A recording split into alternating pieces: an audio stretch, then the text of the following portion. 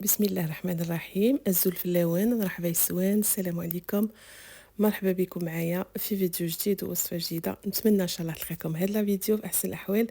اليوم ان شاء الله جيت ندير معكم وصفه تاع غراتان تاع الشوفلور بلا فيوند هاشي باللحم المفروم. سهل، يوجد بالخف وبلا صوص بيشاميل، يجي بزاف بنين.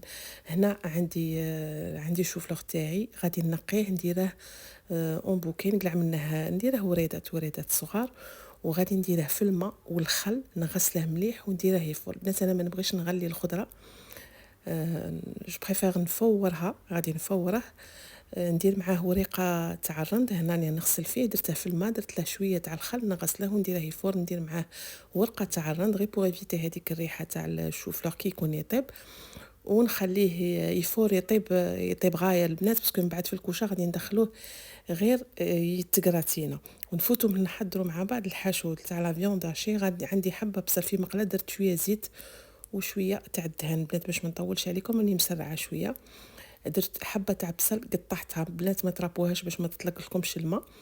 دبلتها، زدت عليها كميه تاع اللحم المفروم، قليت هذيك الكفته تاعي مع البصل، و دركت عليها هكا كاع بالفرشيطه باش نحلها باش ما تقعدليش مكوره.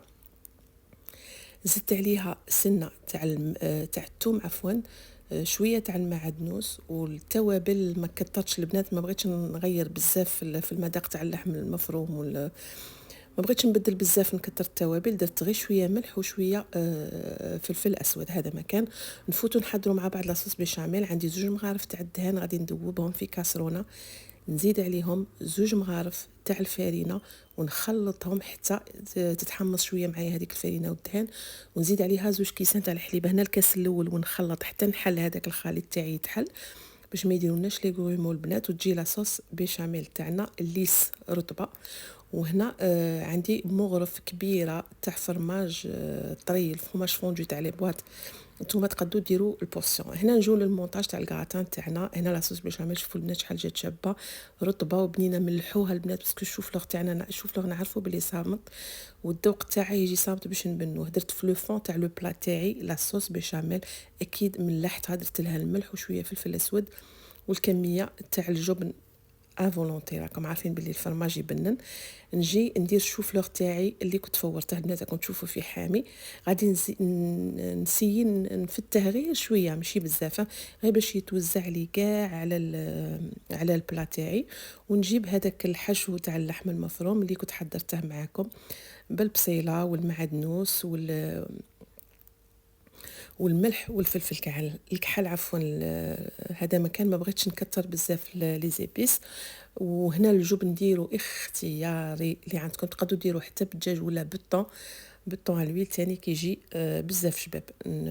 نوزع الحشو تاع اللحم المفروم تاعي ونزيد فوقه شويه تاع عفوا نزيد الطبقه اللي بقالي، الشوفلوغ اللي بقالي نزيدته تاني من الفوق، وندير لاصوص بيشاميل. في هذه الاثناء انا راني محميه الكوشه تاعي، نزيد الشوفلوغ ونكمل بلاصوص بيشاميل، وندير جبن مبشور تاع باش يتغراتين بو غراتيني البلا تاعنا، وندخلوه للكوشه. انا شعلت له من التحت غير 3 دقائق ولا 4، غير باش يتكتك شويه ماشي بزاف، ما تخلوهش ينشف لكم البنات باش ما تبقاش فيه هذيك لاصوص بيشاميل، نو غير شويه وشعلوا له من الفوق غير باش يحمر لنا هذاك الفرماج ويدوب ويدي هذيك اللون تاع الكغاتان، ويكون الكغاتان تاعنا واجد، يجي بزاف بنين البنات.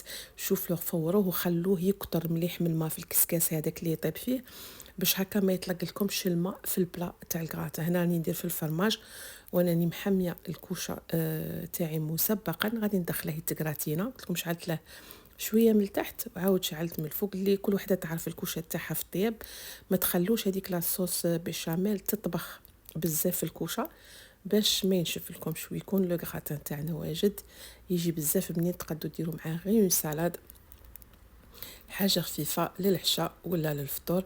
شوفوا لا كريم لا صوص بيشاميل دايوغ ما نشفتش مازال، نحسوا بلو غراتان تاعنا كريمي، يجي بزاف بنين. نتمنى ان شاء الله تجربوه وتعجبكم الوصفه تاعي تاع اليوم البنات. الا عجبتكم الوصفه خلوا لي لايكات، ما تبخلوش عليا بلي لايك باش يطلعوا لي فيديو تاعي في اليوتيوب. نقول لكم تهلوا في رواحكم، تهلوا في صحيحتكم، في رعايه الله، سلام.